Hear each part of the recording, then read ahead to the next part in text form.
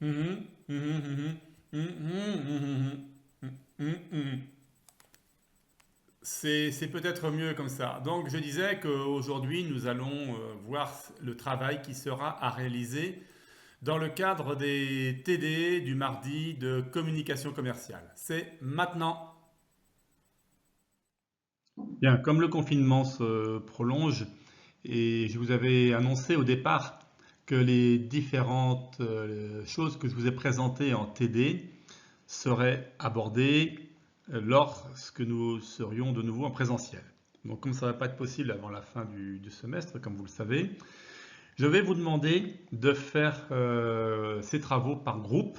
Donc je pense que vous avez l'habitude de travailler déjà par des drives.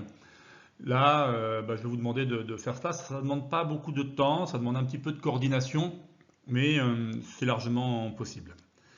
Donc, premier travail à rendre pour le 5 mai. Alors, le 5 mai, c'est la semaine prochaine, c'est mardi prochain. Vous allez reprendre les premiers éléments, ce que j'ai mis dans les données de base. Donc, je vous invite à retourner sur les vidéos qui présentent ce TD. Je vais vous en donner quelques explications tout à l'heure.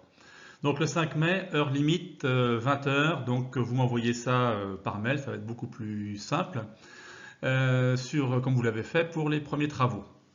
Donc par groupe constitué lors des premiers TD lorsque nous étions à l'IUT, et de préférence sur fichier PDF.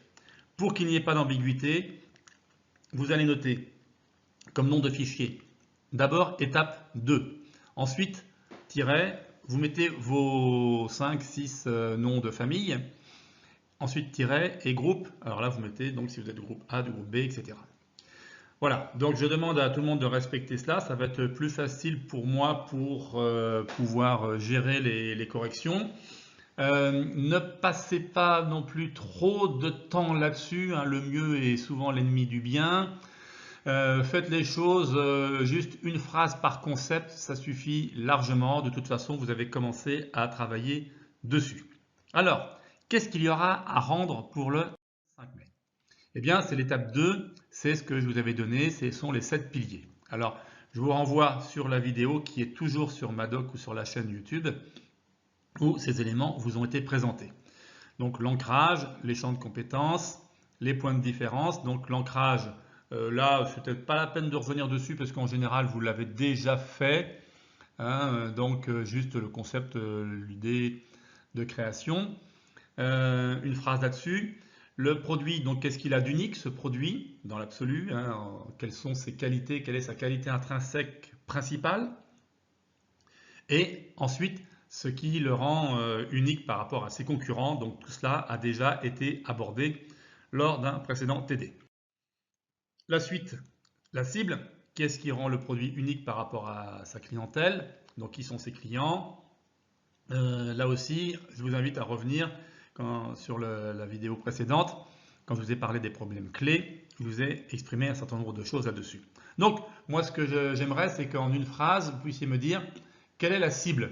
Alors, ne vous égarez pas dans les concepts d'âge ou de sexe ou de catégorie socio-professionnelle. Dites plutôt quelle est la personnalité des gens qui achètent ce type de produit. C'est ça qui m'intéresse et ça renvoie un petit peu au concept de personnalité de la marque que l'on a déjà vu en cours magistral. Le positionnement, là aussi c'est un renvoi à la personnalité de la marque, les traits de caractère du produit. Le combat, les valeurs. Voilà, donc ça ce sont 7 points sur lesquels vous revenez rapidement. Donc une phrase par concept, ça me suffit largement. Moi ce que j'évalue surtout, c'est le fait que vous ayez pu produire une réflexion intelligente là-dessus. Il n'y a pas de bonne ou de mauvaise réponse à chaque fois. Il y a surtout la volonté d'avoir fait une démarche, hein. La communication n'est pas une science exacte. Donc ce qu'on mesure surtout, c'est le fait que vous puissiez avoir fait le travail, un travail de réflexion au préalable. Voilà, ça c'est à rendre pour mardi prochain, le 5 mars. La semaine prochaine, je vous donnerai autre chose à faire. Je peux vous en parler dès maintenant si vous voulez, parce que je sais que certains voudront peut-être s'avancer. À savoir que vous aurez un autre travail à rendre pour le 12 mai. Alors ça remplace les TD, puisqu'en TD, on est censé faire un travail de réflexion. Et comme là, on n'a plus de TD en présentiel, vous allez les faire chez vous. Et puis, ça va nécessiter de vous organiser par groupe pour pouvoir me rendre tout cela. Alors, si vous voulez vous avancer, mais c'est pour le 12 mai, donc c'est une semaine plus tard, donc pareil, heure limite 20 h par groupe, toujours la même adresse, toujours en fichier PDF. Là, vous allez noter étape 3, hein, donc les noms de famille, le groupe, etc., etc., comme pour l'étape précédente.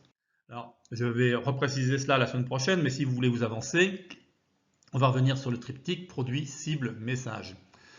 Alors, vous vous souvenez, le produit, quelles sont ses caractéristiques techniques, mais ce qui m'intéresse surtout, c'est une caractéristique commerciale. Bon, ça apparaît au pluriel parce qu'il y a effectivement plusieurs caractéristiques commerciales, mais moi, ce qui m'intéresse, c'est l'élément clé qui fait vendre le produit.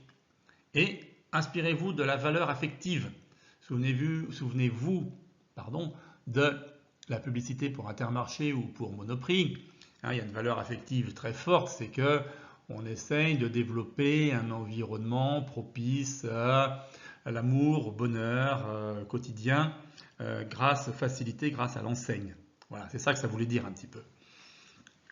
La cible, alors c'est un peu la reprise de ce que vous avez fait dans la partie précédente. Donc là, ça ne me choque pas qu'il y ait une recopie mot pour mot de ce que vous avez fait avant. Hein. Il faut que ça reste cohérent. Donc c'est une répétition, ça n'est pas choquant.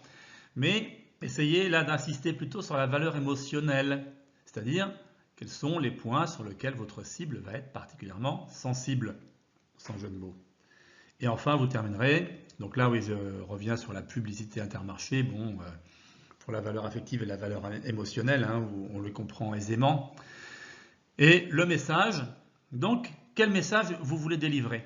C'est-à-dire que dans votre publicité que vous allez faire, c'est-à-dire le flyer, c'est-à-dire la vidéo, quelle est la réponse que le produit va apporter aux attentes de la cible?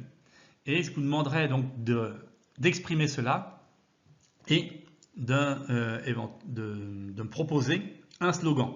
Alors, il y a souvent déjà des slogans qui existent pour les marques sur lesquelles vous travaillez. Donc là, je vous demande de recréer un nouveau slogan. Alors ça, bon, il n'y a rien d'urgent puisque c'est dans 2 semaines.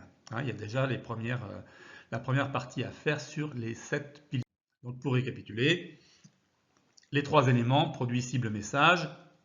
Le message, c'est l'idée que l'on veut faire passer, plus la réponse émotionnelle. Nous sommes en communication, on n'est pas des machines, donc il faut qu'il y ait cette réponse émotionnelle, hein, évidemment. Et le slogan.